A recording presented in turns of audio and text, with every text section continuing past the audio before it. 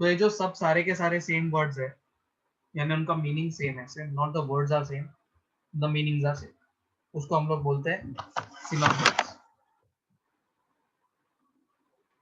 Clear everyone? चलो let's move ahead. It is extremely difficult, if not impossible, to find two words in English which have exactly the same meaning and usage. मतलब majority words का exact same to same meaning कम रहता है, ऐसा ना के बराबर. Words that seem to be identical on a closer examination can be distinguished by some shade of meaning or some manner of usage. या तो उसका मीनिंग स्लाइटली अलग रहेगा, या तो उसका यूजेज अलग जगह पे अलग तरीके से रहेगा. Therefore, most of the time they cannot be interchanged. इसलिए कहीं पे हम लोग कुछ वर्ड्स लगाते हैं, उस जगह पे वही वर्ड यूज करना पड़ता है. हम लोग उस जगह पे भले सिमिलर मीनिंग वाला मीनिंग वर्ड रहेगा, वो यूज नहीं करना चाहिए. ऐसे कहीं कहीं कहीं पे आप कर सकते हो सिंप्लीफाई करने के लिए मीनिंग, बट मेजोरिटी केस में जो कंटेक्स्ट में हम लोग जो वर्ड यूज करते हैं उसी को यूज करते रहना चाहिए. रेगुलर बेसिस पे जो बेसिक यूज करते हैं वैसे ही करना चाहिए.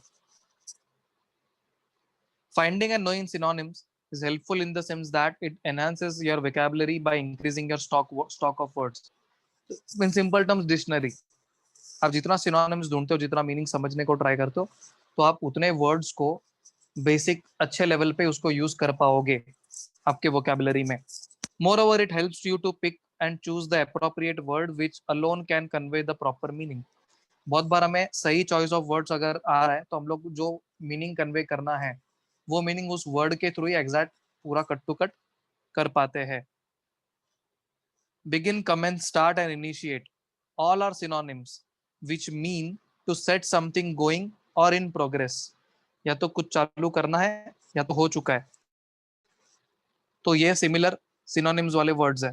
Begin is the most common word. ज्यादातर हम लोग क्या यूज करते हैं, बिगिन. और फिर उसके बाद जो हम लोग यूज करते हैं वो एक इंपॉर्टेंट वर्ड है commence.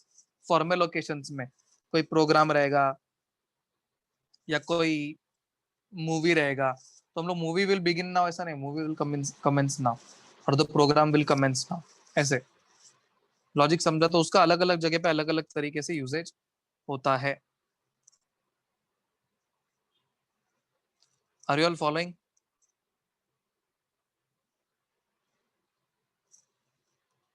Okay. For court proceedings, religious and other ceremonies and military operation, तभी हम लोग commence यूज करते हैं. Start suggest setting out from a particular point on a journey और course. फिर पर्टिकुलर कोर्स चालू कर रहे हैं या तो जर्नी पे जा रहे हैं, तो उस टाइम पे हम लोग बोलते हैं start. Often but not necessarily after an action or waiting. Initiate implies taking of the first step or the steps as in a process. तो कोई प्रोसेस को चालू करना है तो हम लोग तभी इनिशिएट करना बोल सकते हैं. या तो कोई पहला स्टेप यूज कर रहे हैं, हम लोग पहला स्टेप चालू कर रहे हैं तो भी इनिशिएट बोल सकते हैं. You can say they started from their home, the ship has set out on it's voyage. तो उन्होंने अपनी जगह से स्टार्ट किया. सेट आउट का मतलब भी क्या हो गया, स्टार्ट ही है. Understood? If you use any other synonym in the place of set out, it would take a different meaning. अगर सेट आउट के जगह पे हम लोग ने स्टार्ट बोलेंगे तो भी सही नहीं रहेगा, या फिर उस जगह पे वी कैन इनिशिएट बोलेंगे तो भी सही नहीं रहेगा. हैज इनिशिएटेड बोल देंगे, बोलने के टाइम इनिशिएटेड बोलेंगे. तो बेटर रहेगा जहां पे जो वर्ड यूज करना चाहिए उधर वो वर्ड्स का एक्सपीरियंस आपको आना चाहिए. Two words may look alike and yet there may be a slight shade of difference in their meaning. दो वर्ड्स थोड़ा सिमिलर दिखेंगे पर उनके अंदर थोड़ा बहुत तो मीनिंग का फर्क होना ही है. अभी एडेप्ट का दूसरा सिनोनिम है प्रोफिशिएंट या स्किल्ड. स्किल्ड यानी जिसके अंदर ऑलरेडी स्किल्स है, तो वो पर्सन कैसा है, एडेप्टिव. एडेप्ट भी बोल सकता है और प्रोफिशिएंट भी बोल सकता है. अभी देखो मैं आपको अभी तुरंत एक एग्जांपल देके दिखाता हूँ. अभी सपोज मैं प्रोफिशिएंट के ऊपर क्लिक करके ये वर्ड को सिलेक्ट इसमें कर सकते हैं क्या, लेट मी सी ना.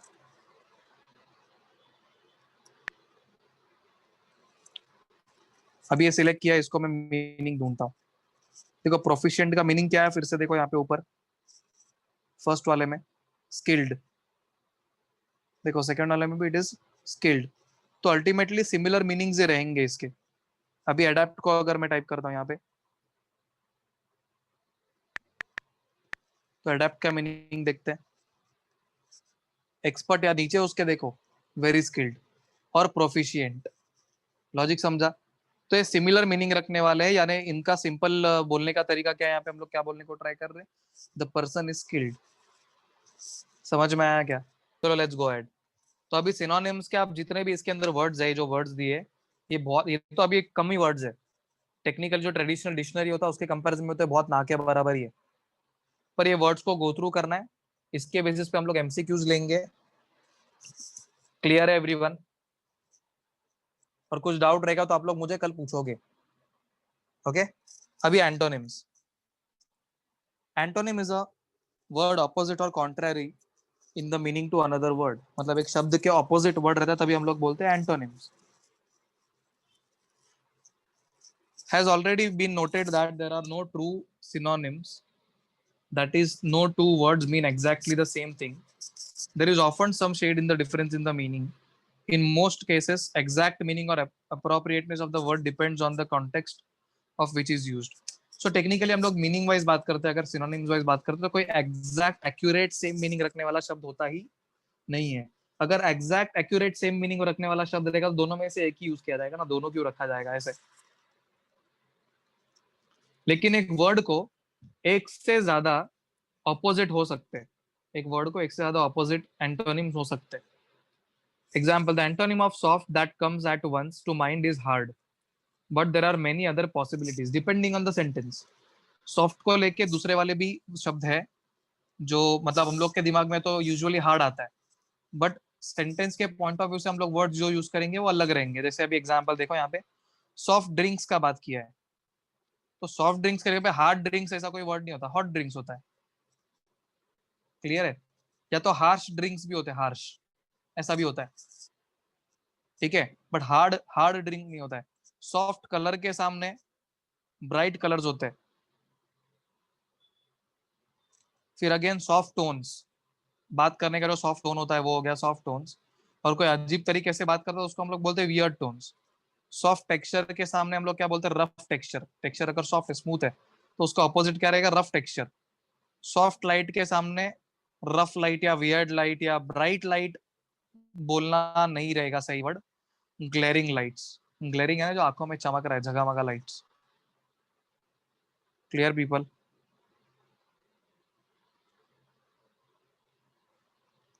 Similarly the opposite of a slender cane would be a thick cane. Slender यानी पतला। देखो स्लेंडर आपको एक नया वर्ड यहाँ पे सीखने मिल रहा है, स्लेंडर इज थिन। अंडरस्टूड? तो थिन केन का ऑपोजिट वर्ड रहेगा पतला केन। सॉरी, नॉट पतला केन, मोटा केन। चलो आगे बढ़े। तो अभी स्लेंडर मैन मतलब एक पतला जो इंसान है, तो उसके सामने हम लोग मोटा इंसान बोलेंगे, थिक इंसान नहीं बोलेंगे। तो फैट मैन यूज करते हैं उसके ऑपोजिट में। पर ऐसा भी वर्ड है हाँ, थिक मैन। अभी थिक पर्सन बोलते हैं हम लोग, thick person, but that is specifically used for poetic effect हो गया, या फिर आप कोई प्रोज लिख रहे हो, ओके, उसके अंदर हम लोग ये शब्दों का इस्तेमाल करते हैं, रेगुलर बेसिस पे नहीं।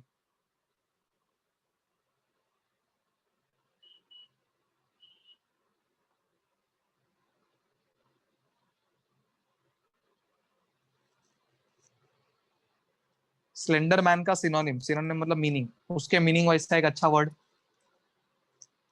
Come on try it. Thin man, thin man is okay but still something else. Come on, thin तो ठीक है, ये आप लोगों ने थिन बहुत बार सुना है और समझा है। Lean, lean is a very good word, very good. Lean man. और एक शब्द, स्किनी मैन, परफेक्ट। पिकले तूने अभी जस्ट वो वर्ड यूज किया था ना ऑलरेडी, स्किन वाला, हाँ बराबर। स्किनी, स्किनी, स्किनी पर्सन या स्किनी मैन, तो यानी पतला। लॉजिक समझा? चलो आगे बढ़े। तो एमसीक्यू आएगा तो कम से कम अभी सॉल्व करने को तो आ जाएगा। वही बोल रहा हूँ मैं, इसीलिए जितने भी आप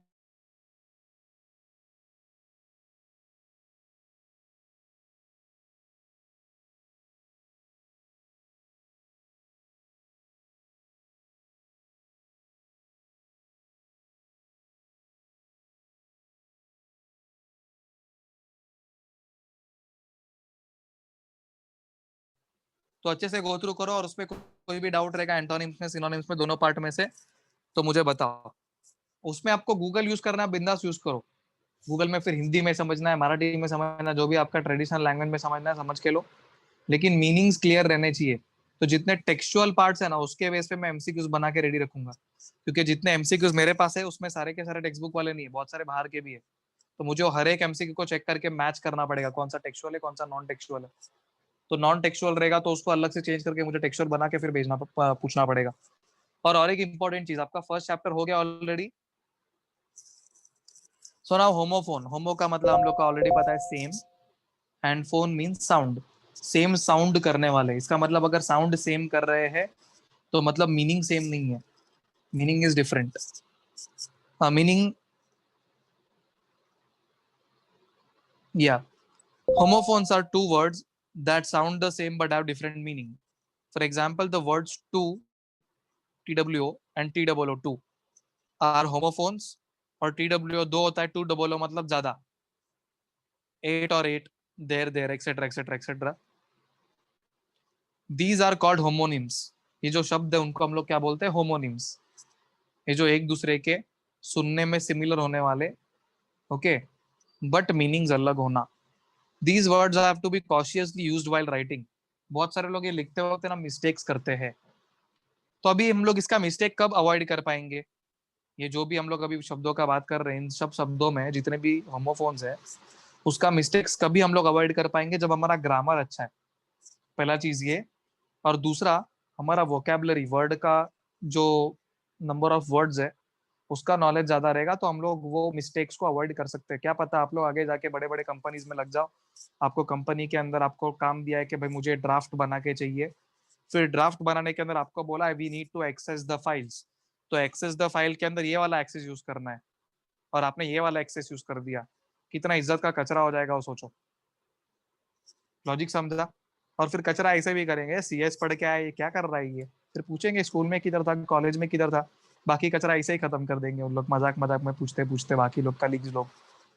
तो इसलिए इंपॉर्टेंट है कि वोकैबुलरी को स्ट्रांग बनाना चाहिए धीरे धीरे। It is better that you start using dictionaries, या अगर आपके पास एप्पल प्रोडक्ट से ऑलरेडी आईफोन वगैरह टाइप का आइटम है, आईपैड है, तो those things are more amazing into these things, ऐसा फटाफट फटाफट मीनिंग मीनिंग फाइंड करने के लिए।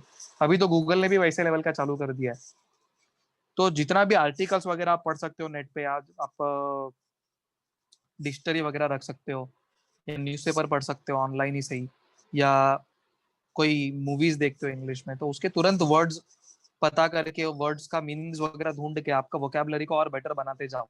तो सिर्फ एग्जाम क्लियर करने के लिए नहीं करना है अपने को ये, अंडरस्टूड? आपका खुद का भी एक सेल्फ डेवलपमेंट होना चाहिए, उसके लिए करना है।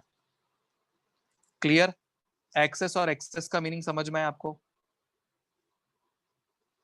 अभी एडवाइस और एडवाइस, सीई और एसई, अभी ये नाउन है ना जिसके अंदर साउंड एस से हो रहा है एंड, और दूसरे वाले में जेड से हो रहा है, एडवाइस। तो पढ़ते वक्त हम लोग जब साउंड करेंगे ना तो एडवाइस बोलेंगे, सेकंड वाला एडवाइस, और यहाँ पे एडवाइस, सीई। तो ये एडवाइस कोई भी ऑफर कर सकता है, ओके। और एडवाइस का पास्ट टेंस, जैसा मेरे फादर ने मुझे एडवाइज किया था काम करने के लिए, एडवाइस दिया था, या मैं मेल चेक करता हूँ, नो प्रॉब्लम। अभी 8 और 8 तो आप लोग को पता already, we don't need to discuss that. Bare यानी कोरे हाथों से, okay. I killed him with my bare hands, तो हाथों का क्वालिटी बताया कैसे हैंड्स है, बेयर हैंड्स, बेयर यानी मेरे पास कोई टूल वगैरह कुछ नहीं है, सो दैट इज बेयर। और दूसरा वाला बेयर तो पता है आपको, इसको बियर नहीं बोलते हैं, इट इज बेयर ओनली। पर ये बेयर और ये बेयर अलग है, समझा? वरना इंग्लिश मीडियम में जाके फिर ऐसा उधर जाके बोलेंगे अरे तो बियर है, ऐसा नहीं होता है। Followed? So BEAR is also a bear, which is an animal, mammal. Sell और सेल, ये तो आप लोग को ऑलरेडी पता है। अभी ये जो सेल है ना, इसके अलग अलग जगह पे अलग अलग तरीके से हम लोग इसको वर्ड यूज करते हैं, ओके। सेल का अभी एक सिंपल एग्जांपल हम लोग देंगे, फोन में डालने वाला, फोन फोन नहीं, क्या बोल रहा हूँ, रिमोट, टीवी का रिमोट में डालने वाला सेल, उसको सेल नहीं बोलते, एक्चुअल केस में हम लोग उसको बैटरी बोलते हैं, बैटरीज बोलते हैं, समझ में? पर अपने देश में हम लोग उसको सेल ही बोलते हैं ज्यादातर। या पर टेक्निकली सेल क्या होता है, इट इज अ